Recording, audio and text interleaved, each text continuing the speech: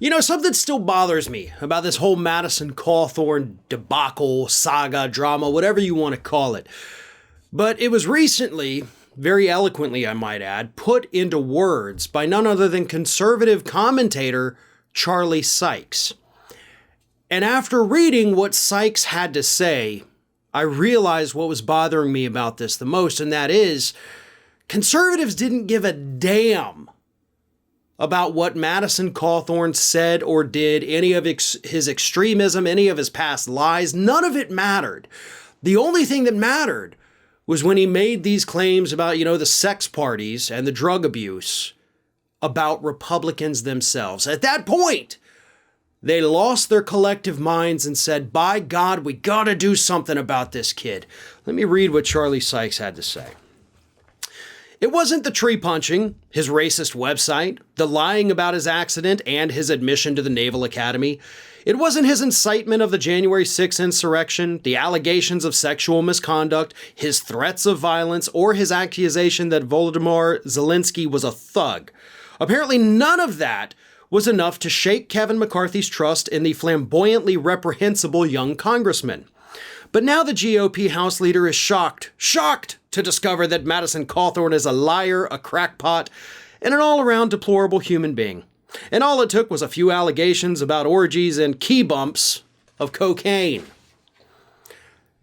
Again, that is conservative commentator Charlie Sykes writing those words, and he is 100% right. Madison Callthorne, before the dude even came into office, was facing massive allegations about lying about his admission to the Naval Academy, but more importantly to me, lying about the very accident that paralyzed him.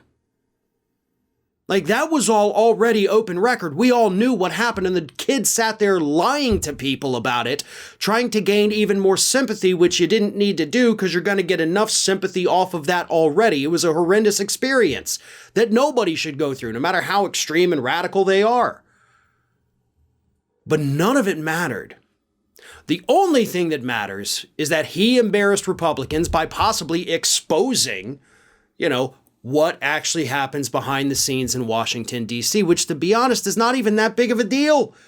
As long as it's consenting adults, it doesn't bother me. The hypocrisy, however, would bother voters, some of them to a probably very small degree. And that's what they can't have. Oh, God, no. Not now. Not in a midterm year, of course. So he has to be punished, and punished he shall be.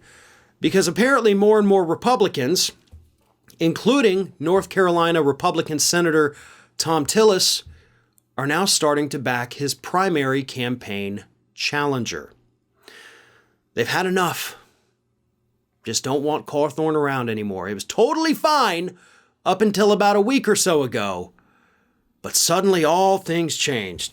Here's what it is. This is what Tillis says.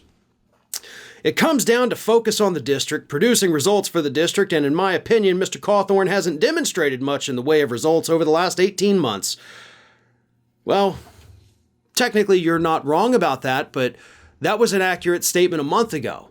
It was an accurate statement 3 months ago.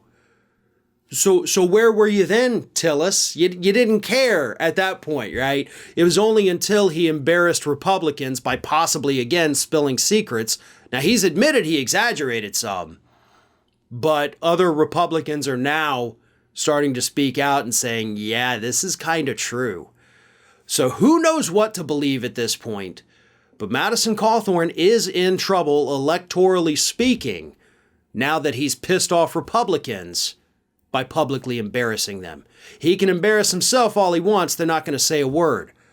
But once that embarrassment spreads to the rest of the party, then your days are numbered. Hey everyone, this is Aspen. And did you know that for the low cost of $0 per day, you can subscribe to the Fair and Balanced YouTube channel? We also encourage you to like, comment, and share. But again, click that subscribe button and help Aspen not be so grumpy.